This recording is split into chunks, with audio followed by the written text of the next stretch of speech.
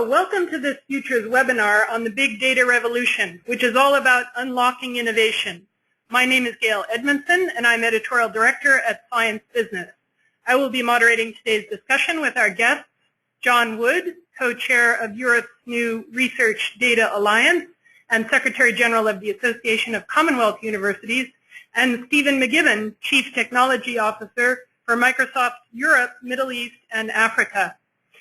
This webinar is part of Microsoft's online magazine, Futures. It's one of the interactive elements of the magazine, and the latest issue, which is dedicated to big data, has just been published this morning at www.microsoft.eu/futures. So for anyone in our audience who would like to know more about this topic after the webinar finishes, there are in-depth articles that elaborate on the points we'll be discussing, both in terms of the impact of big data on research and on business. A recording of this webinar will also be available on the Futures website for those who would like to replay it or share it with someone by link. Before we start, just a couple of details on organization. We have more than 100 participants registered for this webinar. Thank you all for joining us. Actually, if anyone is having trouble with the voice over internet protocol, such as static on your line, you can also dial in using a regular old telephone. We will be taking questions from the audience after each of the guest speakers has made an 8 to 10 minute introductory statement. And you can send your queries using the question or chat box that appears on the control panel, which is on your computer screen. Okay, we'd like to get started now. John Wood is going to kick off by telling us what big data means for the world of research and science and how those benefits can impact many sectors of society and our economy. The Research Data Alliance, which he co-chairs, was set up exactly to harness those benefits. John, it's a great pleasure to have you here, connecting from Cape Town, where I understand you are speaking at a workshop on big data infrastructure. Oh, welcome everybody, whoever's there. Thank you, Gail. Yes, I'm actually putting together a roadmap for the South African government on research infrastructure, which includes big data. And one of the things that I think is becoming acknowledged by everybody, that data in itself is an infrastructure. It is part of the pattern and family, as it were, of research. And the reason it's become so important recently is not only the fact that data has been collected for years and years and years, indeed centuries, but it's the fact that we are now facing some really very big challenges in the world, and you can see some here, such as in seismology, where one's trying to predict at least ahead of time things like tsunamis and effects like that, or again in sorry, I think it keeps going on and off. And then again on the area of health and sharing of information so that we can anticipate pandemics and the changes in viral information. And then on the bottom there, I'll talk a bit about that later, the whole area of agriculture and what affects everything from the eco-climate, the local climate, to the way stuff is stored and where disease resistance can be manipulated. So that's the scenario. It's all over the place, and it's actually linking up data that's the important thing, so that we can share these things and start to model and to predict what might happen. So if we go on to the to the next slide, we see that indeed just over the last few years, maybe 3-4 years ago, suddenly people woke up to the fact that data was having an effect on their lives and the way decisions are made. And this is publicly available data. And with various governments, including the European Commission, moving towards the fact that, or the policy that all publicly available data, publicly paid for data should be publicly available, we now start to see a complete democratization of science as a result of this. If you can get all the publicly available data, you have as much information as the researcher does. And we see in the area of cyber infrastructures that bring together people from anywhere, that this is indeed taken up, and the most famous being Galaxy Zoo, but there are many other ones that are now around where the public take part in doing research. But in this slide you see that actually research does, that bringing together data does affect people's lives. Right at the bottom there, that the delay in sharing data is costing lives. That's in Nature Medicine fairly recently. But all these headlines from different papers and journals say the same thing. But 10 years ago, when I was getting involved in this, somebody said, I know it's important, but it's very boring. In fact, it's far from boring. It's life-threatening if we don't do it. So we move on. You'll see that we started looking at this some time ago when we were doing the European Research Infrastructure Roadmap. This is one of the projects that's now well underway called LifeWatch. It's about large-scale e-infrastructure for biodiversity research. And this information, as you'll see on the next slide, is coming from all sorts of directions. Just keep going. There's 3 parts of this slide. And the last one, that's it. Oh, we've gone one too far. That it's a complex system, and you can't just measure one bit without the other parts being involved as well. So you might be taking measurements from the air, from the water, from the land, bug collections, and various sensors all around the world, and they all have to, all those data have to be integrated in one model to really share what is happening to the world's planet in terms of biodiversity. And so this gives an indication of why it's generating so much interest. We go on. And so what we want to do, and the reason the Research Data Alliance got underway, it was just over a year ago, or 18 months ago, I think it was, when the person from America, from the National Science Foundation, Alan Blatecki, got up and said, let's just do it. Let's get on with it.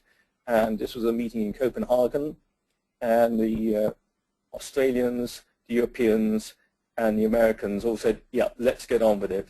Let's find a way of getting common standards, making sure we can interoperable, the data sets become interoperable. They've got to be meaningful. It's not just a question of having them there. You've actually got to be able to access them and understand them and know that they haven't been tampered with in any way. So you've got to have identifiers that are understood and are reliable, and so on. So this is what it's all about, making sure that, in fact, when the Research Data Alliance is fully up and running, you shouldn't notice it at all. It should be like the World Wide Web. It's just part of the fabric of doing research. So if we go on, excuse me, this is what it is. It was bottom-up driven. It's gone from just a handful of people to over 700 in less than 4 months. And it's about changing the way we, changing the culture of how we do research. It's both an organizational, a social, as well as being a technical infrastructure, as you can see there. And it's about accelerating global research together. So it's about being used. We're hoping that the RDA will take about 18 months to set up, and then, as it were, becoming almost invisible because it will be doing all the work in the background. Since we started, we launched in March this year in Gothenburg. Over 20 interest groups got going, and many more are joining every moment as we go on. So if we carry on. Yes, this is some of the working groups and what they're doing. They start off as these sort of tiger teams, and we have, I said, about 20 of them at the moment. They're trying to make sure that there are no roadblocks in the way, and they've got to be focused. One of the key things is it's not theoretical. We're not looking for reports. We're not looking for seminars. We're looking for actions. Who's going to take up this stuff? How can you demonstrate it's actually working? And it's people who are actually on the ground working together. So if we go on. If we go on to the next slide, then here's the launch, which was, as I said, 3 months ago. Within days, we were full. We were overbooked by a long way, and we could have taken twice as many. The interest is so great. As you can see, there are 31 countries already showing an interest in taking part. And it's all very much to do with bottom-up driven, but top-down integrated. And it's, as it says there, it's gained a very high profile in governments, and there's a G8+5 group now looking at it that includes China, South Africa and India and places like that, that coming, including the BRICS countries, all of whom are indicating a willingness to join in the near future. If we go on. Here are some of the groups that are underway. You can see there's a group there making sure we can operate with all the other activities that are going on, and there's a lot of other activity going on, but this is about integrating it together. So organizations like CoData, which is run by IPSU, defining what it means for urban data exchange. There's a marine group, and so on. You can see them all. And I just look at the agricultural group now on the right there. And this is interesting that they focused their first working, or interest group as it's called. We call them interest groups before they become working groups. They're looking at how do they combine their data on those areas there, the germplasm data, the genetic and phenotypic data, etc., etc. I thought this was quite exciting that group should already get underway so quickly, and includes the Food and Agriculture Organization of the UN, and you can see India, France, and Greece are already members, and I think others are joining even as we speak. So I'm just about to wrap up at this stage, but I think the last slide, if I've got it down, is just, there's two more to go, sorry. Here's just some of the working groups which are being looked at the moment. The working groups are formally ratified by a council. There were 3 members of the council, myself, Fran Bourbon, and Ross Wilkinson, Fran representing the US and Ross Australia. We've now been joined by 4 others, but whose names haven't been announced yet, so I better not say so on here. But they're strengthening the team. As new countries come on board, we expect others to come. There is a technical working group just starting, and they sift these proposals to look for the technical standards. There's an organizational working group that is about to be set up, which will look whether the structure is sustainable. And then if that is the case, then the council will approve these working groups to set some of the standards and move forward. And you can see there's various groups looking at the persistent identifiers. Well, this last slide is just all the countries that are already involved. You can see, as not unexpected, the academic size is just, well, about 35–40%, but the private sector is growing very, very quickly, as indeed are public bodies coming in. I don't know who the unknowns are, but they're unknown unknowns, so there we are. So I'll stop there, and I think it's Stephen taking over.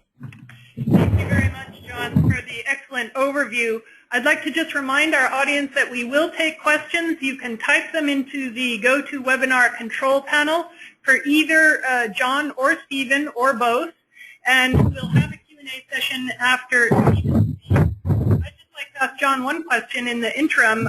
It's such a huge task to harmonize these infrastructures, standards, and tools. And what do you hope to achieve this year, by the end of this year? Can you give us a sense of how quickly things are moving and what your top priority is? Our top priority is to form a legal structure that governments can sign into. We hope that will be underway fairly soon. I am progressing on that. And that means we will then be able to employ people, and we hope to have a Secretary General who will run it. Currently the Secretariat is dispersed, so we have one person in each region, and they're combining together. So we've got to get ourselves sorted out structurally first. We sincerely hope we've already approved, I think it's 3 or 4 working groups to go ahead. They will put together, now they've been approved, they will start working. And the idea is that we'll have another plenary session in September, to which anybody's invited. It will be in Washington, D.C. And then next March we'll have the 3rd one, which will be in Ireland in March. I think it's March 16th to 18th. I just have to check that. And in between we have council meetings as well. It's really very much up to the users to dictate the pace, but such is the interest that we will be running on the 10th of September a meeting in Europe, in just outside Munich, for any interested person in Europe to come along and to set up other working groups and to move forward. So in terms of deliverables, from my perspective, this is the top-down perspective, we should have the Council fully up and running with its infrastructure sorted out. I'm hoping it will be earlier than the end of the year.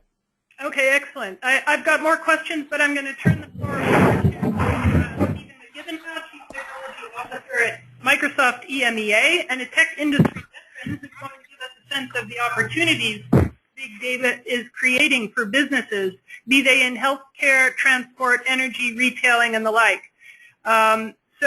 And it's also stimulating new developments at Microsoft.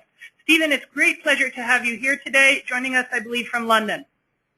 Thanks. Actually, from near Manchester. I didn't travel to London in the end. Okay. Hopefully you can hear me. And yes. So I submitted some slides. The slides don't have any specific examples in them. What I'm going to try and do in the moments that I have for my comments is to try to give some context around what we're seeing with big data and what we actually think is happening, and the thinking that's driving certainly at least the way Microsoft is responding to that then.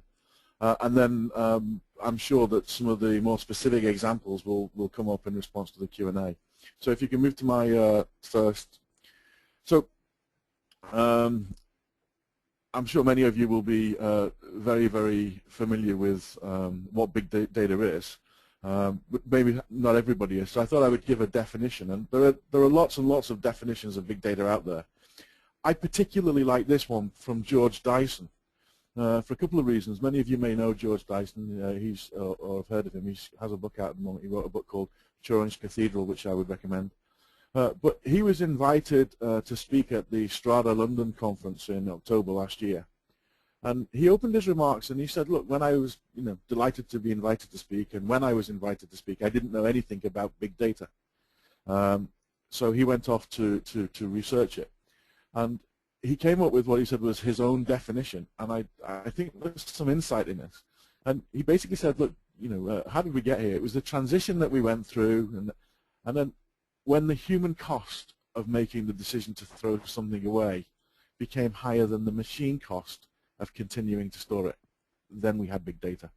And I think there's a lot of insight, certainly in one dimension of what we're seeing in the data explosion that comes from that.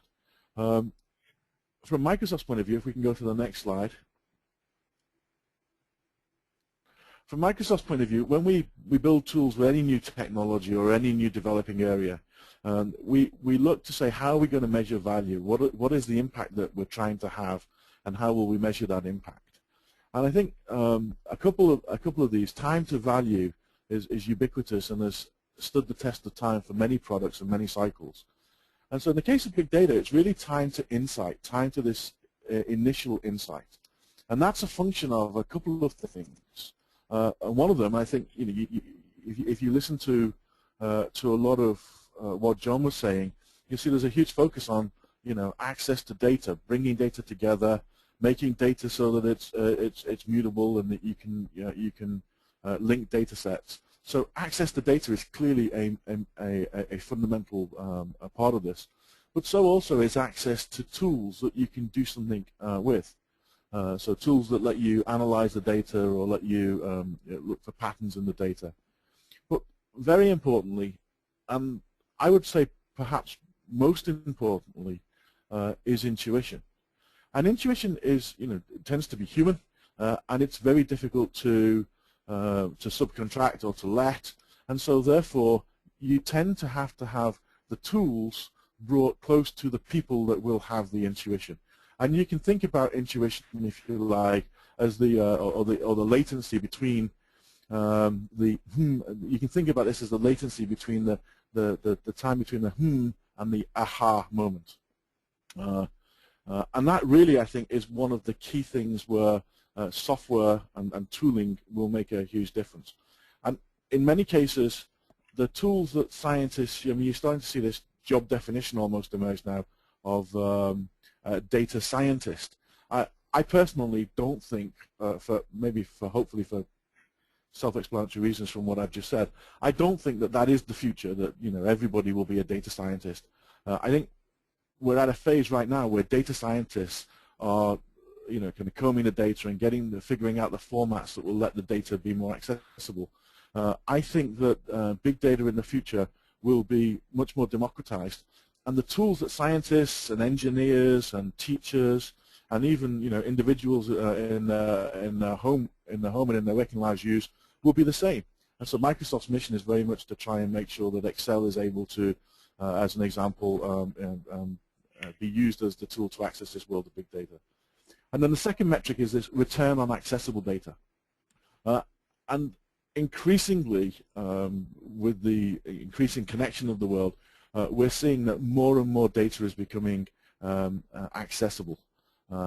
That is a good and a bad thing, because you're going to have contradictory data. You'll start to hear things where people talk about, well, you must have a single version of the truth, which seems to me doomed to fail. There is no single version of the truth, and so you need to be able to cope with inconsistent data sets, incomplete data sets, holes in data, and still be able to abstract out from this some kind of sense of meaning and intuition.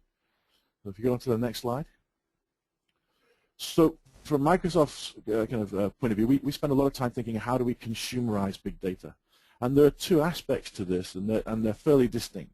There's the production side, okay, where people are trying to produce insight, and how do we provide that? And then through to small changes on the consumer side in the individual tools that we all use every day. And an example of that would be, driving down the motorway and your car telling you, your car analyzing sensor data and picking up forward sensor data, the road sensing that from the vehicles traveling down that congestion is starting to build, and then taking preemptive action, right, to start to alert the cars to change their speed or to even take different routes. The infrastructure that's required, to make that kind of thing possible is very much got to be landed at scale, on the consumer side. Okay, and then the next slide. Actually, I think if you go forward to a couple of times, because there's some builds on this, I shouldn't have put the builds on them. So if you look at the data science process, and you can see that pretty much the workflow looks very much like this: gathering and preparing data, then forming intuition, doing some initial validation, creating and tuning a model, getting results hopefully, and then operationalizing that. Can you go through it forward and hit the build a couple of times? I think there's 3 builds on it. So sorry about this. One, again, and again. That's it. Just leave it there now. So I can't see on my screen. I can't see what's underneath the green bar. So I'll come to that in a moment. But essentially, tools and ecosystems should be helping you gather and prepare data, and then delivering the results. And I think that we're seeing a huge focus right now on that. I think where the focus will shift to, and will have to shift to, are the 2 boxes in the middle. And that's really where you're going to have the most impact, I think, in the future on actually landing big data solutions inside your organizations, be they public sector or private sector. So the 2 boxes in the middle are really where the human elements of where you should spend your time. And that's very, very much where Microsoft is focusing its big data efforts. Just to kind of give you an idea around some of the technologies there. So if you go on to the next slide, it just points you to a website that you can all go look at, and so Microsoft.com/bigdata, and there's a lot of information that you can see there. It talks about the Excel tool that we have called Data Explorer. So this is a tool which lets you actually use that Excel to go through large data sets and try and get some insight and drive to this aha moment. And you can also read there around something that we're calling Polybase, which is a tool which will combine the traditional data warehousing approach with the new world kind of big data Hadoop approach, and allow you to query and structure over both of that. And again, this is very much part of bringing these two elements together and then fitting them into the way that people actually work. And then also on there you can read about the Hadoop capability that's there for Azure. So the other big buzzword that you can't escape is cloud computing. And cloud and big data are not separate or orthogonal concepts. And so scientists are very much doing big data with discrete infrastructures and actually doing the processing, the data collection and the processing separately. But I think many enterprises, in fact probably nearly all enterprises, will use cloud infrastructure to give them the compute capability to undertake big data tasks. And so with Azure, with Microsoft's Azure platform, one of the capabilities you have there is the ability to go in and configure, with a couple of clicks, a Hadoop instance and break a job up, and then actually have 60 or 100 or 200 machines work on a task very, very quickly, and then give you those results back. And so that removes the need for you to have the competence to set up this big data infrastructure in order to be able to start to tackle these problems. So I'll close my comments there, and hopefully we can dive into Q&A.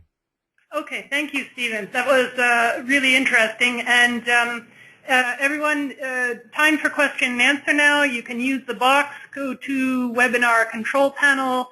The little question box is there. You just type in your questions, and we'll field them to whoever you would like. Stephen, I have a question to get started. I found that slide really interesting where you said we are now focusing on gathering and preparing data, but the very interesting part is forming intuitions about it and getting to the aha moment. If I'm a small business, I don't know, maybe I'm producing widgets in Germany or whatever, I've been reading about big data, but I sort of don't know the first steps to take. What would they be? Well, right now, it still involves, to an extent, your IT department. But I think the first thing you need to start to do is look at what data you've got available, and then start to use the tools.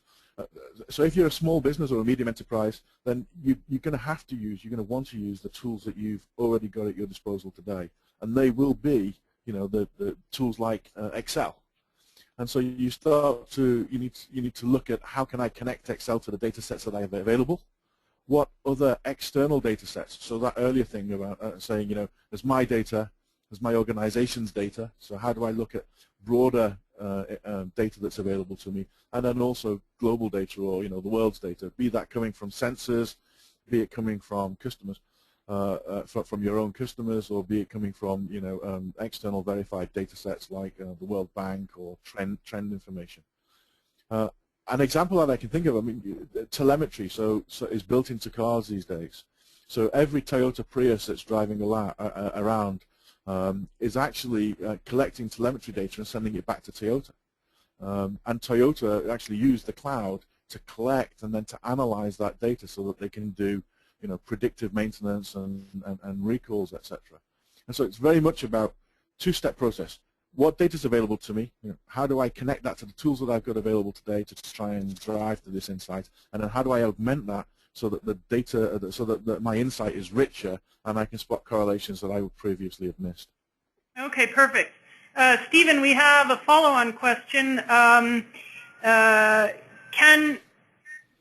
Can we connect to discuss Microsoft's enterprise use case in big data for financial services?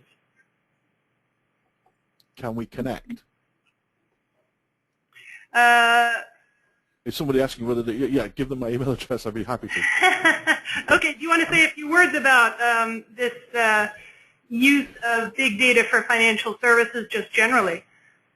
Okay, well, financial services have had one of the most long-standing, in my opinion, big data requirements because they're required to do anti-money laundering calculations and anti-fraud calculations. So if you think about your credit card, I'm sure, I expect that nearly everybody has had the experience where they've purchased something in a shop that they've never purchased before, on a whim, and then they get a call from the credit card company saying, we're concerned that this may have been a fraudulent transaction. Can you verify? And the reason is it didn't match your normal pattern of purchasing.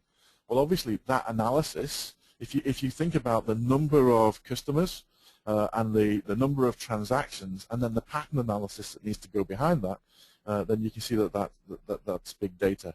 And then also on the kind of Monte Carlo analysis that's required for Monte Carlo simulations that are required to look for money laundering kind of patterns. So these use cases are everywhere in financial services. I think one of the kind of canonical patterns that you will see with big data, certainly in the commercial world, will be to this tuning to an individual of some kind of service. So how do we take in this massive data and then deliver tailored results? In medicine, for example, tailored medicine. How do we combine all of these different data sets and then do a computational task which in the past would have been too expensive in order to generate a result which applies to an individual?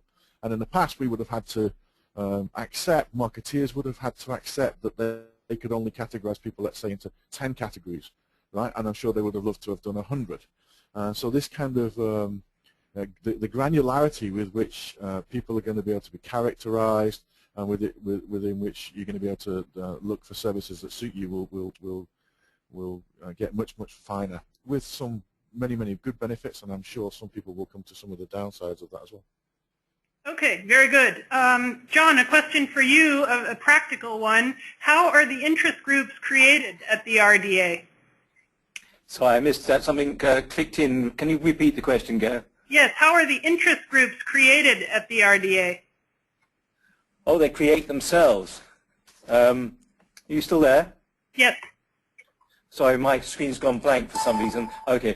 No, they create themselves. These are people who get together. When we had the plenary in Gothenburg, there were little groups sitting on the floor, groups sitting around the bar, creating themselves, and then just putting themselves forward. This is all about bottom-up generation. It's not for us to go around saying what's missing. And one of our tasks is to make sure these interest groups and working groups are open to anybody. So there's a big group on metadata, which a lot of the publishers are already getting involved with, for instance, and various statements are coming out. There's a group on astronomy. I talked about the wheat and the seismic activity. We expect more and more users to come involved now. If I am not a computer scientist, by background I'm a material scientist, and I just dealt with lots of diffraction patterns and all the rest of it, all of which are now digitized. Not mine, but for those that use these. And they're churning this stuff out at fantastic rates. There's a facility in Germany, for instance, being built, which will turn out 1 million data points every 10 to the minus 15th of a second. So if you can get your mind around that, you'll suddenly realize that you're talking really big stuff. So they're just generating. There are groups such as the linguists in Clarin, the semantic web-based linguistic activity that's going on. There are groups in cultural heritage. The libraries are getting involved. The big national libraries are all getting involved. It basically is just the group saying, yeah, we want to do it. Fantastic. So John, say I'm a scientist working on a cure for cancer.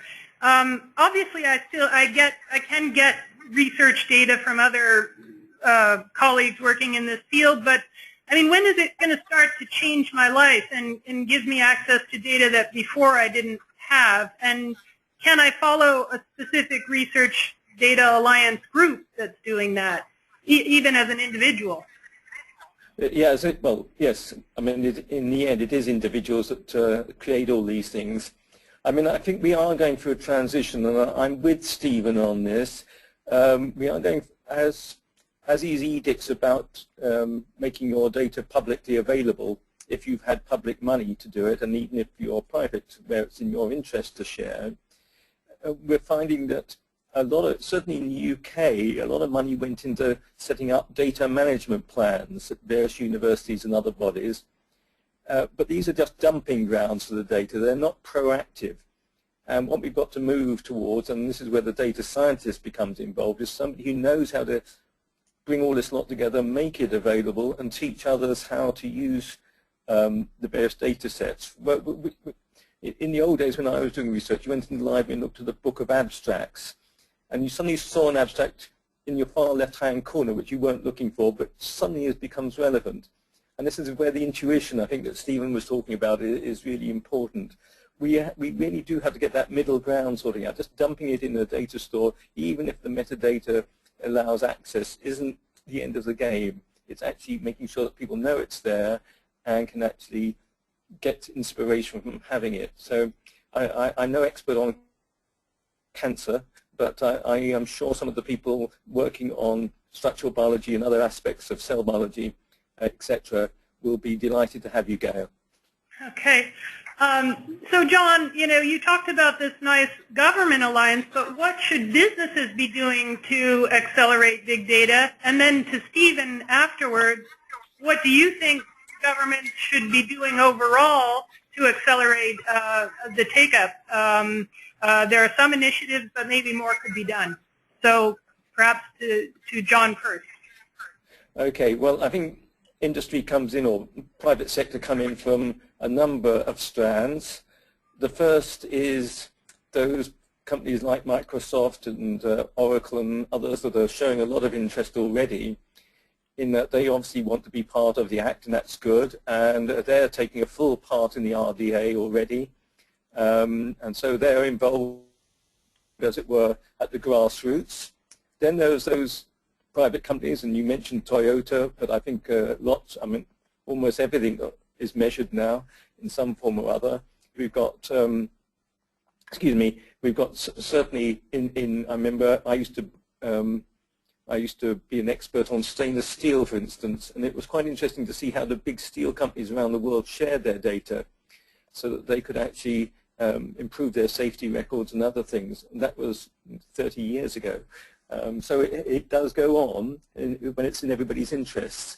It's clearly not in everybody's interest to share confidential data that you don't want to come out, and we just have to accept that. And again, military and personal data is not expected to be involved, at least. On the other hand, we do find that many people don't mind their personal data being taken. So it's questionable whether some of the industries will take part, but that's up to them.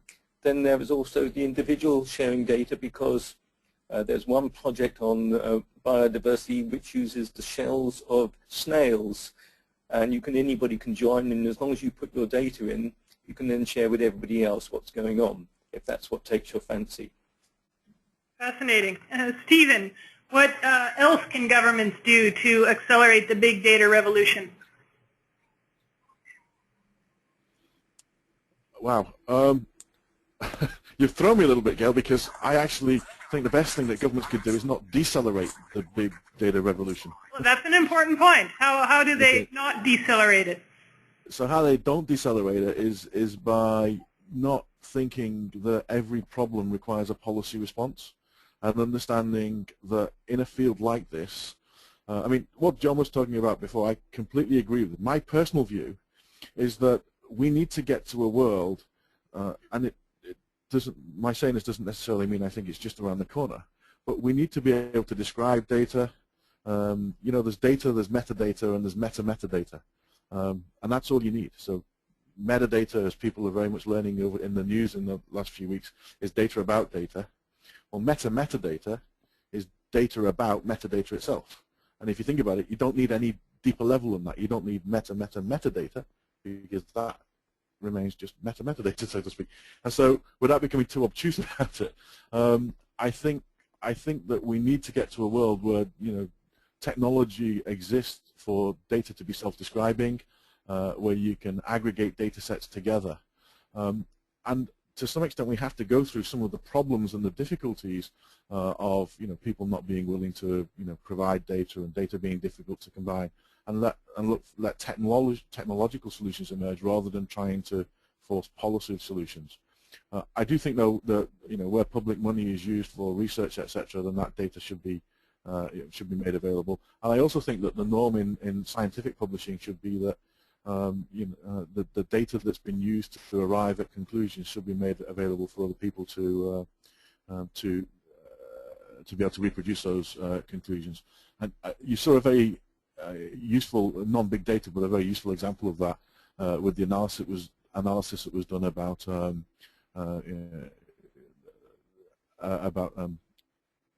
cutting back on the economy in order to try and produce growth. Indeed. John, did you want to come in on the issue of what governments can do, perhaps in addition to the RDA? Yeah, well, it's interesting, and I hope I'm not speaking out of turn here. I was at a meeting, a very high-level meeting in the Commission a few months ago when we were discussing exactly that. And one of the officials, who will be well known to most people, suddenly said, let's not do anything, because anything we would do will hamper the acceleration. And I thought that was a wise move on behalf of the Commission.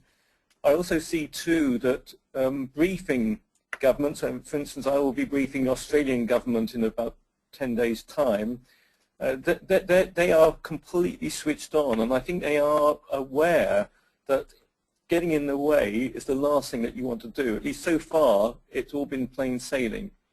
I think quite often where the difficulty has really been in the researcher's mind, that why should I share this? But we are able to show quite clearly that citation, if you make your data available, the citations of yourself go up.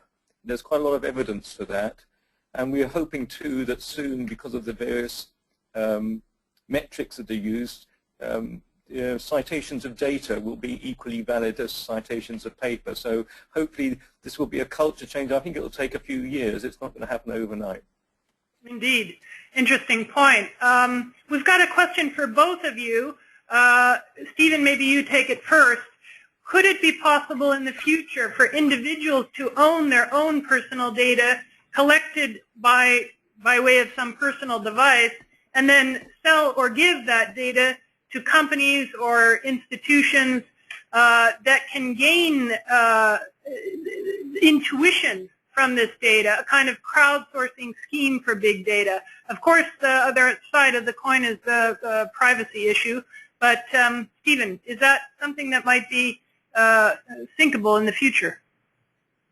Absolutely. At least, well, it requires two things, and both of them exist separately. They just haven't been joined in the way. So perhaps the questioner has got an idea for a business there. But we already, we have a tool called Health Vault.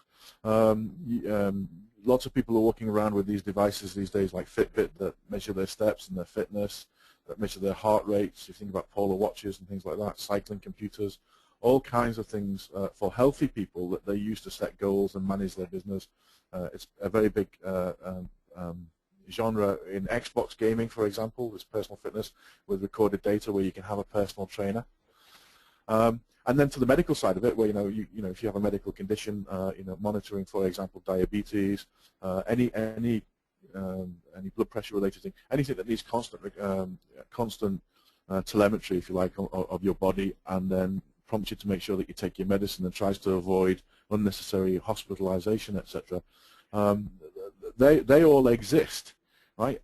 And then also existing at the moment are data marts where people can, if they collate a data set or if they curate a data set, then they can make that available either free of charge or through a contract with relatively straightforward terms and conditions that they can choose, monetized or otherwise, to a group of people that wish to subscribe to that. And so all it requires is really for those two things to come together. And I think that you could everything these days, is about monetizing, the APIs. I think there's absolutely no reason why a combination of monetizing an API and a data set wouldn't be something that's viable for particular groups with medical conditions or for particular groups that have been identified. So it's a good idea, and I'm sure that it will happen, and I'm sure that somebody should make it happen sooner. Okay, John, is the RDA looking at this privacy issue at all, or trying to give some structure that will allow levels of protection of personal data, or is that not part of the brief of the RDA? We'd rather park that one at the moment, Gail, because it is a difficult area on personal data. Of course, there is an awful lot of social data which you are providing just by typing on various search engines and other things that people are mopping up and making stuff from. So it's already going on, but we put aside the whole area of individual health data because it is the most tricky part, and various governments are looking at it at the moment. Okay. Stephen, we've got a question for you. Much of the experience with big data has been hampered by our ability to integrate different databases together to perform entity resolution. Is there something that can help reconcile these different databases? Do you know of any recent advances in this regard? Well, so this concept that I mentioned earlier on of meta modeling is a real concept where you go up 2 levels of abstraction in order to be able to integrate different disparate data sets together. But also, I mentioned a tool that Microsoft made available about a month ago called Polybase, the first kind of release that we made of this Polybase, which lets you combine relational and non-relational data together. But I think that the model that I have in my head when I think about this is not one where these data sets come together absent a human being, and it comes back to this point that we need the person with the that's actually realizing that, hey, if I combine that data, a bit like John was saying before about the kind of index of abstracts, hey, that's interesting, I know about that, and I've just learned about this. If I combine these 2 things together, and perhaps in the past they may not have been fungible, but now they can be combined, possibly not even perfectly, okay, but they can be combined in the sense that at least then I can start to put tools in and try to look for patterns and extract data and insight from that. Then that's where I think kind of what the state of the art is at the moment. Okay. Just a couple of comments as well, though, because I think very often when I'm just talking generically about big data with customers and with governments, I think there's generally there's a tendency to see it as a single dimension problem, just the size of the data. Right. It's not single dimension. So, the volume of there is kind of one of these typical 10 times increase in the volume of data every 5 years. That's the statistic that Microsoft is publicly quoting. And so there is a volume dimension to it, but there's also a velocity dimension to it. So the number of connected devices per adult at the moment is 4.3, and then the variety, 85% of data is coming from new data sources or new data types. And an example of that is, just look at any building. Any building that's being built today is being built with many, many, many sensors, and these sensors are not being connected in the way they would have been in the past into a proprietary building management system, and isolated from the world. They're built in a way which makes them accessible, outside of the building and accessible on a network. And the same phenomenon that you see in cars today, where if you go and talk to a mechanic in a garage, a car is now a network on wheels. So it's typically got 35 plus processors, high speed, very often fiber channel, analysis that's going on about the brakes, about the performance of the car, about the speed of acceleration and deceleration, and you'll see that increase with autonomous vehicles. I was test driving a Range Rover while my Land Rover was in the garage the other day, and it's the first car that I've driven where when you do the cruise control, the cruise control's got adaptive distance monitoring. So if the car in front slows down, then the car, then the vehicle itself will slow down to the point of even stopping. And the first time, for me, it was the first time that I've done that. It's very, very spooky when you see it. And so these are all data sources that will become available. And so there's this massive variety of data. That's one dimension. There's a huge increase in the velocity of data. That's the second dimension. And then, of course, there's an increase in the volume of data. And we're seeing tools that respond to all 3 of those things. And we'll want to combine traditional data sets, relational data sets, very large curated databases, with this stream of data. It's much more of a stream than a kind of instance. This stream of data in the future, I think. So that's we're sort of at the beginning of that evolution now. Are there tools that can actually do it, or are they in the process of being built? No, there are tools that can do it, and they are in the process of being built and improved. And if you look, the tools from Microsoft Research, which you can read about in the Futures magazine. Sorry for the plug, but Fetch Climate, which brings together various climate and environmental databases, and then one which I personally love and use all the time is a tool called Worldwide Telescope, and that brings together all of these different data sets that have been collected of space imagery and combines them in one tool. Now, there was a new model, a new kind of three-dimensional model had to be created so that all of these different tools could then be mapped onto it. But that's been very successful, and you can choose, which sky survey you would like to view. And so this comes very much back to this point of meta modeling and this idea that, as Einstein said, right, you'll never solve a problem at the same level, that it was created. So you have to go up a level of abstraction. Yes, exactly. Okay, for both of you, maybe John can take this question first. How competitive is Europe in being able to exploit big data, both for science and for business, Stephen? Where do we stand? John, you're circling the globe every 10 minutes. You must have a good view on this. I missed the beginning of that question. I keep getting blips when you come on, Gail, so would you mind repeating? I'm sorry. How competitive do you think Europe is in being able to ride the wave, the big data wave, and stay at the front lines of this emerging new and interesting field? Okay. I think you can take this in a number of ways, as usual. I think somebody was saying to me in the States that they felt that they were behind where Europe was. I think Australia is probably ahead of us because their government invested in this area a few years back with the creation of the Australian National Data Service. We did look at this in the UK about 6 or 7 years ago, but at that time I don't think things have been sufficiently thought out about what was involved. But there are exciting programs. Certainly the Commission is funding programs, and certainly most of the national governments are through their research councils or other academies and things like that.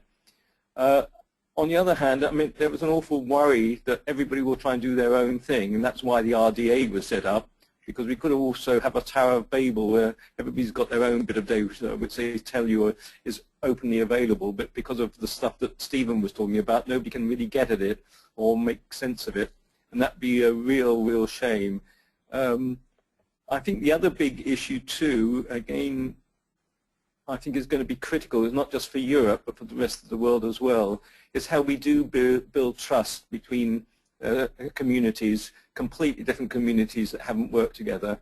In the past, you went to somebody's lab and worked with them. Now you don't even know if they really exist or not.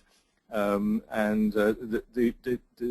stream of data that Stephen was talking about is just so immense. Some of the projects are beyond our wildest dreams that they're talking about.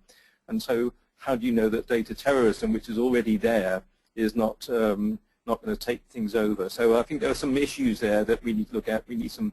There will need to be some legislation somewhere along the line to protect people from abuse. But you think Europe is in pretty good position in terms of its ability to harness big data? I think we're probably ahead of the game at the moment. Certainly from a public point of view, we're ahead of the game. Whether we are from an industrial or private point of view, I don't know. Okay, Stephen, I was impressed. As you surely know, Tim Berners-Lee and Nigel Shadbolt have been pushing open data in the UK, and now also trying to give an assist to young companies, startups, to leverage big data on the business side of the equation. How do you see it? Is Europe poised to gain some economic growth from this trend? Yeah, so just to speak to the Tim Berners-Lee connection, I mean, I think, it's pretty self-evident that Tim's vision of a semantic web required an ability to describe data, right? And so I think that the push has really come from that, right? That, if you have a lot of open data, then you've got to have some means of describing it. And so that's a very important building block of it. But in my opinion, the creation of lots of new data sets that are adequately described is an important step. But I don't think it's a big step. Hopefully don't sound disrespectful when I say that in the context of what we're talking about. On the question about Europe, and those of you that know me may be a bit surprised by what I'm about to say. I think Europe is positioned in the medium term and in the long term to be the global leader in this. And for an interesting, well, I think at least for an interesting reason. I think that Europe as a union has been dealing with this problem for many years. It's not that different from the problem of language or the problem of legal base.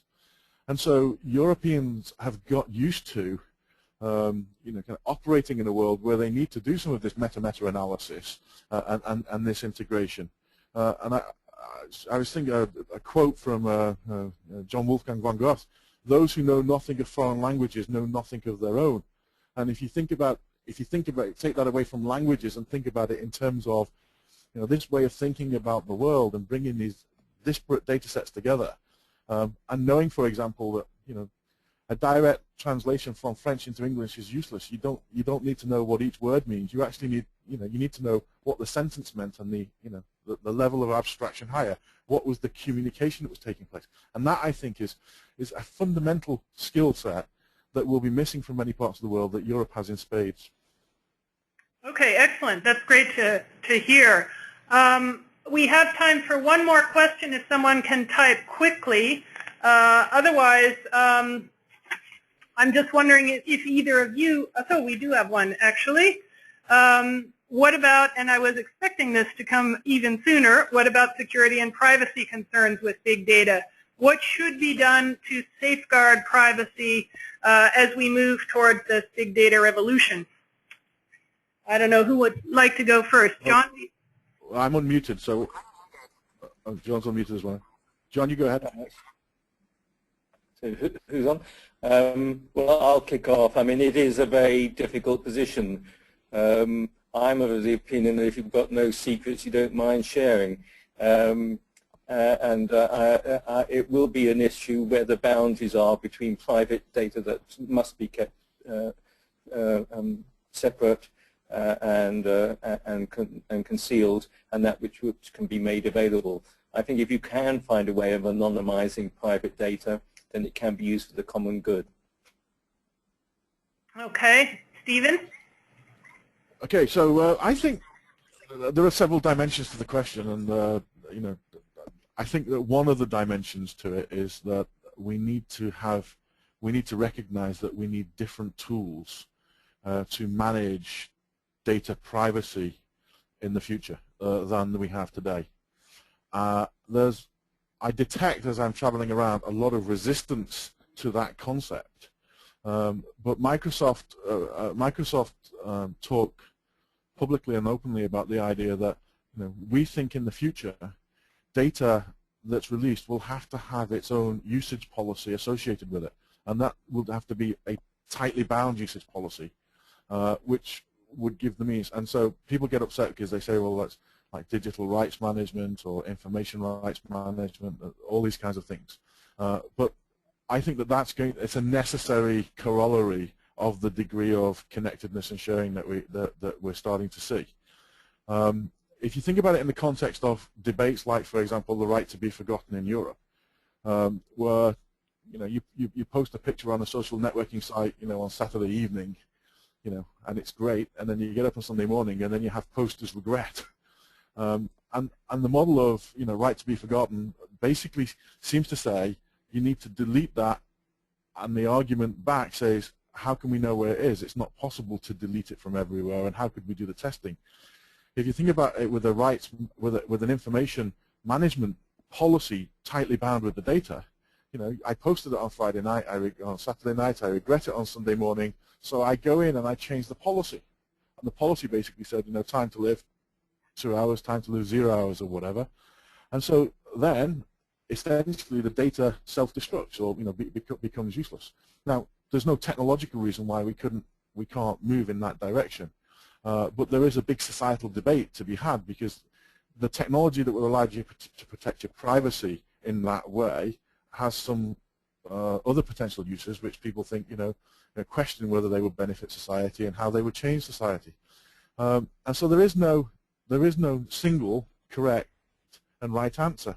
And I think that just as we're seeing a debate raging across the world right now about the government's power to collect and to analyze to analyze data. Society needs to have that debate, figure out these norms, and then we need policymakers and lawmakers to legislate, and also to understand that this is a global world, and particularly in Europe's case, Europe can't and shouldn't try to act in a on its own in a sense. They need to work, and I'm very pleased with data protection. Working very much with with Asia and with America to try to drive to a global consensus on this. And it's not just data protection, and where we see this, we're also seeing that exactly these same kinds of issues that are a consequence of globalization coming out with taxation, with access to access to scientific data sets and academic research, so the journals, and even down to the treaty that's being hammered out at the moment with access to the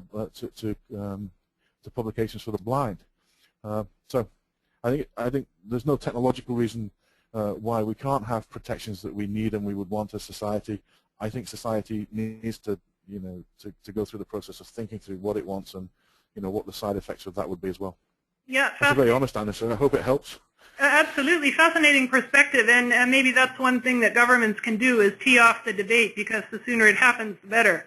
I'm very sorry the time is up. I would like to give a warm thanks to John and Stephen for being with us today and sharing their many insights on a technology trend that's already started to change our lives and will continue to do so, probably at an ever faster pace.